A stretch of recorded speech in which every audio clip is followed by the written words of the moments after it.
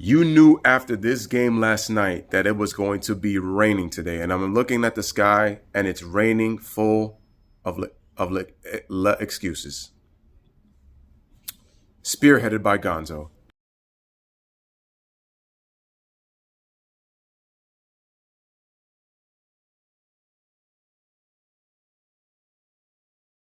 Good afternoon, ladies and gentlemen. Welcome back to the LBFW, and it is your boy Lewis, and I am back with another heavy hitter banger with yet another video. Ladies and gentlemen, you already know the deal. Make sure you like the video as you come in. Make sure you subscribe to the channel if you're new and watching the video for the first time. Make sure you share the content. Make sure you comment down below. Truly appreciate it. Make sure that your notification bells are turned on. If you're subbed, but for some reason the notification bell is not on, make sure that notification is turned on so that you keep receiving the latest videos from my channel. I truly appreciate you guys for taking the time to watch this video, man. Truly appreciate it. And make sure you go subscribe to my main man, D Jefferson, at Speaking My Sports Talk, as we continue to do more basketball lives. And you can catch us on my channel, LBFWN, and on D Jefferson at Speaking My Sports Talk. Truly appreciate you guys, man. Thank you, man. From the bottom of my heart, man. So last night's live stream between the Clippers and the Lakers, I mean, it was lit, man. I had a great time with you guys, but I want to switch the conversation because we know the Clippers won 111-106. I'm having a huge problem, ladies and gentlemen, with this whole LeBron thing. And what I mean by the whole LeBron thing is this whole injury thing. Because if you guys remember, against the Pacers, when the Lakers lost that game, a couple of games later, there was reports saying that LeBron had a thoracic muscle strain in the lower part of his back. Then they said that LeBron was possibly playing with a rib injury. Then they said that LeBron is dealing with a nagging groin injury. And I kept asking myself, where are all these injuries all of a sudden coming from that weren't even mentioned before the game against the Pacers or even slightly after? So that got me confused. Then your boy Frank Vogel, coach of the Lakers, comes out and says, "Oh, our team hasn't been practicing for the last 10 days." I'm sorry, Frank Vogel, come again? Yeah, Lewis, you heard right. We haven't been practicing for the last 10 days. So then my question is, practice? We talking about practice? Yeah, we talking about practice. How do you expect to get good chemistry if you don't practice? How are you supposed to get continuity if you don't practice? How would the players expect to get a better rhythm if you don't practice? You know what's even worse? So then LeBron ends up sitting out that last game against the Nuggets. Then what happens is LeBron and AD, from what I'm hearing from reports, saying that they told Frank Vogel and the coaching staff to make sure that they got a good practice in before the game against the Los Angeles Clippers. I'm like, so y'all didn't practice for 10 days, and then you put yourself a last-minute practice on the day before the game against the Los Angeles Clippers? That's what was killing me. Okay. So then they say that LeBron is dealing with a nagging groin injury. Then the game is played. LeBron looks like he's struggling. LeBron looks like he doesn't have lift. I'm like, okay, maybe he's really hurt. He takes a knee to the groin. I'm surprised they didn't call an offensive foul on Pat Beverly. LeBron is holding to a nagging groin injury. Supposedly he's got the groin injury. Okay. I'm not saying to me, that could have been a thigh contusion or a thigh bruise, in my opinion. Because remember, when he got injured last year against the Warriors, he slid and his groin pulled. I don't think you can get a groin injury from necessarily just getting hit. I think you could have got yourself a bruise, but I doubt that you're going to have a groin injury by just getting kneed in the thigh. And I'm not saying that that didn't cause an injury. It did. What I'm saying is, if you look at how he injured himself last year compared to what Beverly ended up doing when he went up in the air and kneed LeBron right in that groin area, it's a bit different. I think it was an aggravation, and I think that it was a bit of it was showing that he was like hurt in terms of that. But I don't think it was to the point where LeBron couldn't walk. Because if you notice, LeBron was still running at least at a good amount of speed when he would drive to the basket. So that's why I'm saying that I don't think it's real. Okay, then the inevitable happens. So AD falls into the stands in the first half by Kevin Hart. He's laughing and joking, and then LeBron is kind of laughing and joking. And I'm like, okay, that's fine. So then LeBron ends up scoring 12 points, 11 points in the fourth quarter. And I'm saying to myself, okay, LeBron is showing up in the fourth quarter and all this kind of stuff. I'm like, okay, LeBron is probably going to start to close the game, and he's going to show people that LeBron can close games and that he can play big, in the fourth quarter in a big Christmas matchup. But LeBron shot 9 of 24. And then if you look at the last couple of minutes, LeBron was a no-show. And when you look at the Lakers, Rondo, KCP, and LeBron got more touches than AD did at the end of the game, which was kind of strange. Then Patrick Beverley had more rebounds than AD, Dwight Howard, and JaVale McGee. That's just unacceptable.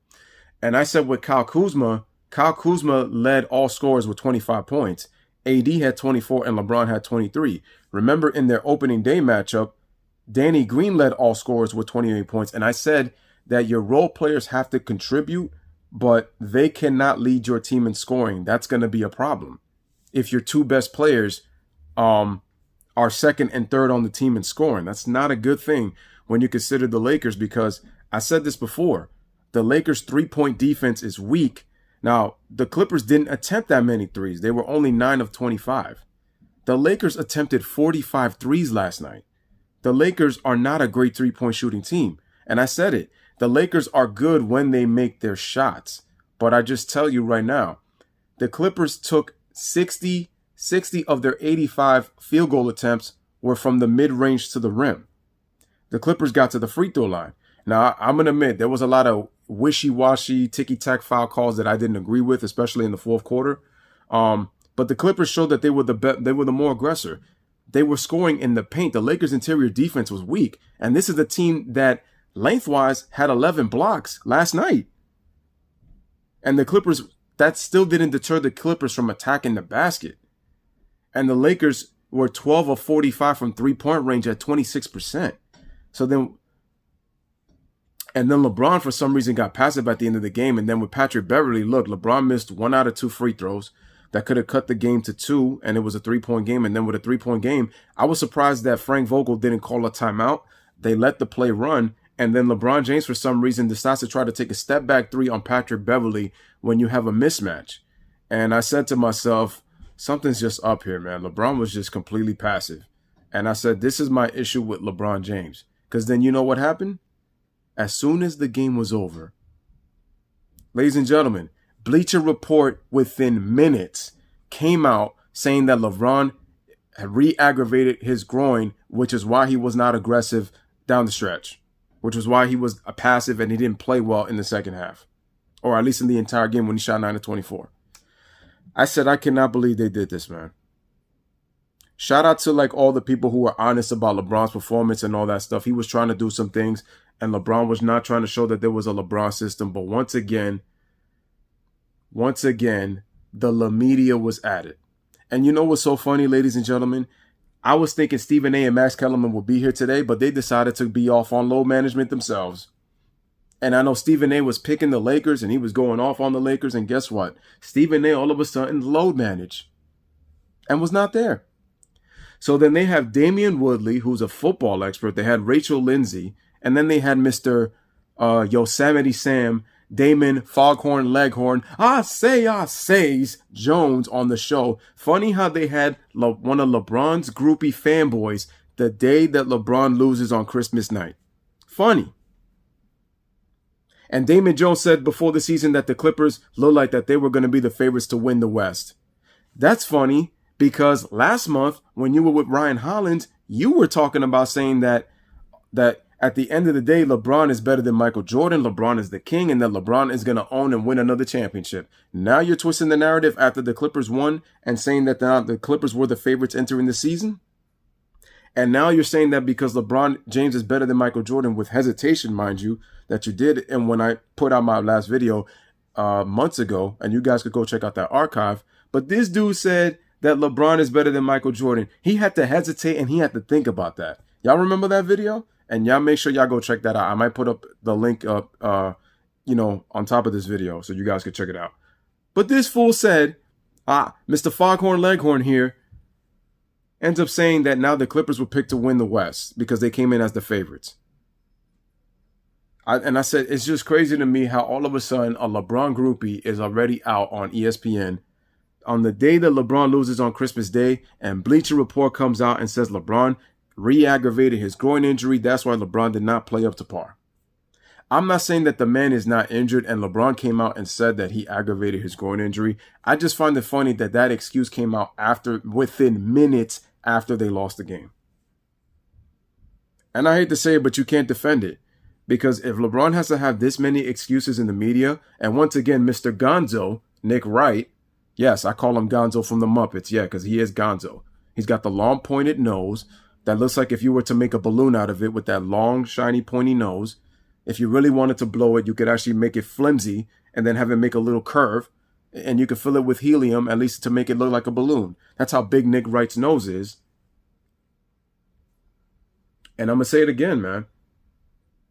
He made every single possible excuse, and he looked at the instant replay and said, oh, well, this and that. I told you once again that the calls in the fourth quarter were very wishy-washy, but there's no excuse. Kawhi Leonard may load manage, and I'm not a fan of Kawhi's load management, but Kawhi Leonard had 35 points, 12 rebounds, and 5 assists. Shot the ball extremely well from both the mid-range to the three-point line, 5 of 7 from the three-point line, 11 of 19 from the field, and he shot 8 of 8 from the free throw line. So Kawhi Leonard was just about everything you expected. And he defended AD. He defended LeBron James. So he was defending multiple people out there. Kawhi took the challenge. And I don't know what is it about Kawhi Leonard, but for some reason LeBron does not want the challenge. But yet instead we're out here making excuses. And this is what I don't understand. And this is what the media is doing, man. I'm telling you. It was a great game last night. But once again, LeBron James, and they're looking at it, and Chris Foussard, oh, but you know, LeBron had a near triple-double, 23 points, 10 assists, and 9 rebounds.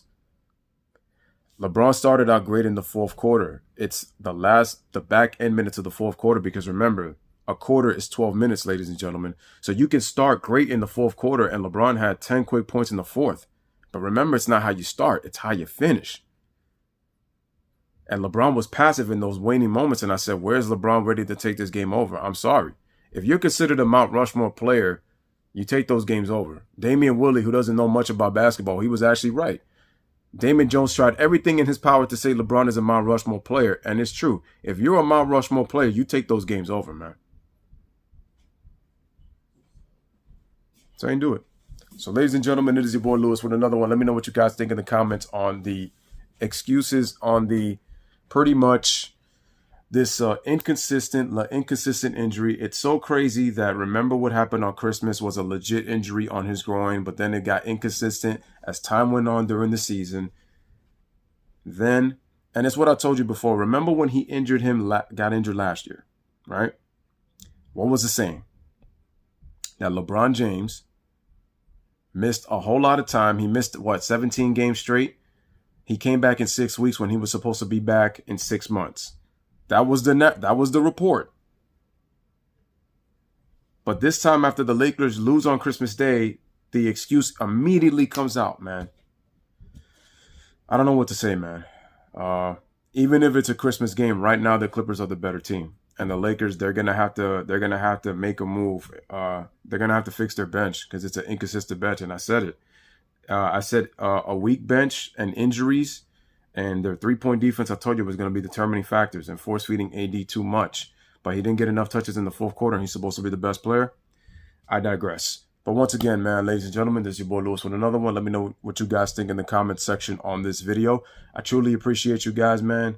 Once again, say it with your chest 3 times, man. Live, laugh, love. Thank you for watching, and let's leave. This video was a banger. You already know what it is.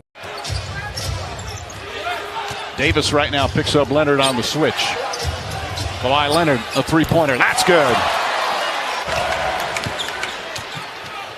7 points in 3 minutes for Kyle Kuzma. Kawhi Leonard answers right back with his second three-pointer. George finds Leonard. Leonard backs in, falling away is good. 18 for Kawhi Leonard. 29% from three-point range, but that puts the Lakers back up 12. Leonard tries to answer and does. His third three-pointer. Shamet sees an opening, kicks it out. There's Green. Extra pass. Leonard. Open look for 3. His fourth three-pointer, he's got 24. Say that, Mark. Rajon Rondo gets off the bench, most likely for one of the bigs. Leonard ties the game. Kawhi Leonard drills a three, and we're even at 101.